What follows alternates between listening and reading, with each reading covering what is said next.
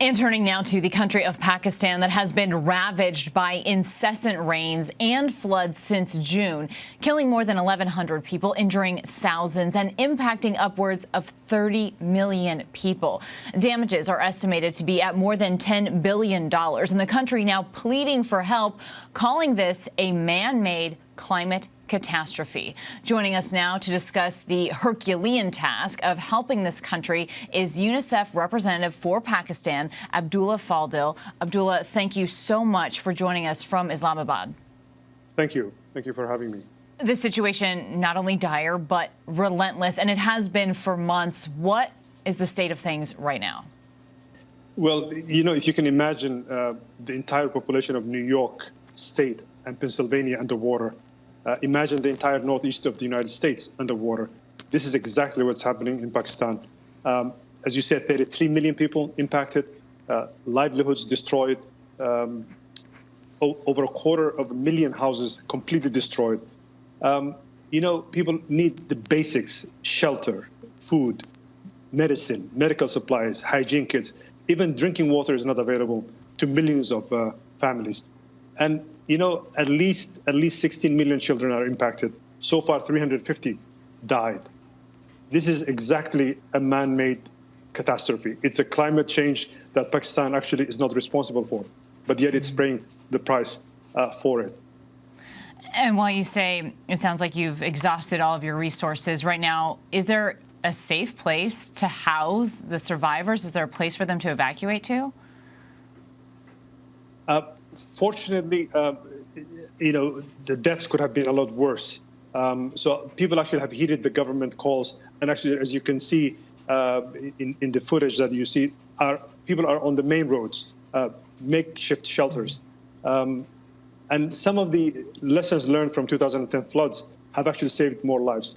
But, you know, our fear is that when the water subsides and it stagnates, then all the waterborne diseases will come. I mean, from diarrhea, cholera, you know, all of these, which actually will cost more lives for children who will face the brunt of all these diseases as well as malnutrition. Right. The horror waiting in the wings here. So how are you able to get aid to these people? You know, in some parts of the country, actually, we cannot even access.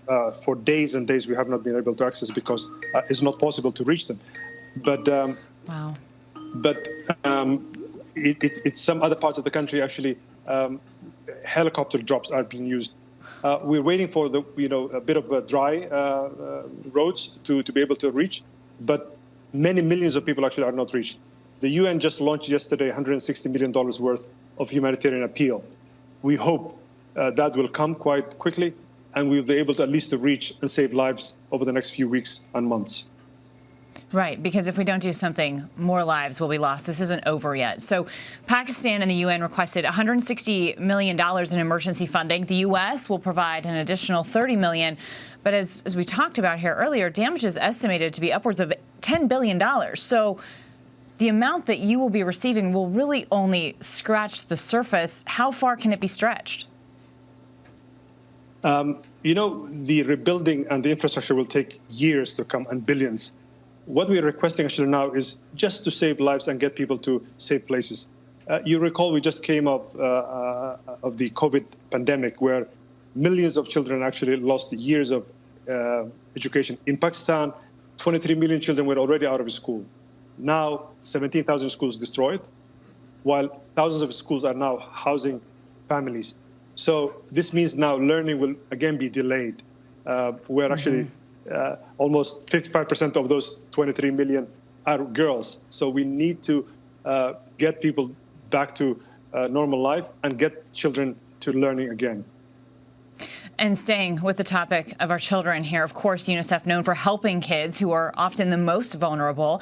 According to your website, about 16 million children have been affected by this, along with thousands of schools damaged or destroyed. So as we continue to talk about our kids here and we see the video of these parents caring for their young ones, what does the future of a Pakistani child look like right now?